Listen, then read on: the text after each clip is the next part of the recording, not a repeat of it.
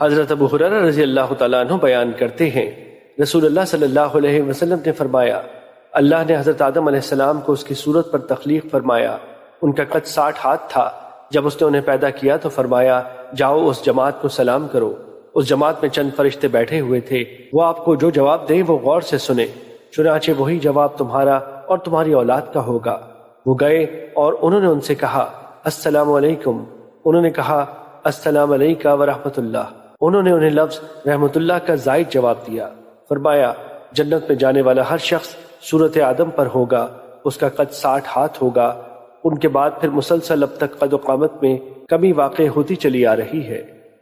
مشکات المصابی حدیث نمبر 4628۔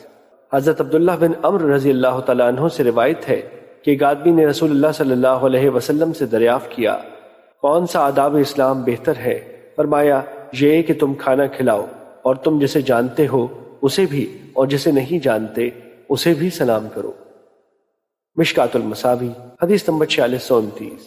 حضرت ابو ہریرہ رضی اللہ تعالیٰ عنہ بیان کرتے ہیں، رسول اللہ صلی اللہ علیہ وسلم نے فرمایا، مومن کے مومن پر 6 حق ہیں، جب وہ بیمار ہو جائے تو اس کی عیادت کرے، جب وہ فوت ہو جائے تو اس کے جنازے میں شریک ہو، جب وہ دعوت دے تو اسے قبول کرے، جب وہ اس سے ملاقات کرے تو اسے سلام کرے، جب اسے چھینک آئے اور الحمدللہ کہے تو وہ اسے یرحمک اللہ کہہ کر جواب دے، اور اس کی موجودگی اور غیر موجودگی میں اس سے خیر خواہی کرے۔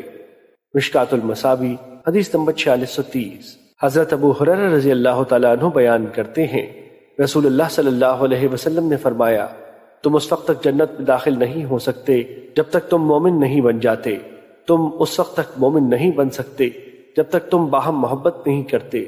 کیا میں تمہیں ایسی چیز نہ بتاؤں جب تم اسے کرنے لگ جاؤ گے تو تمہاری باہم محبت ہو جائے؟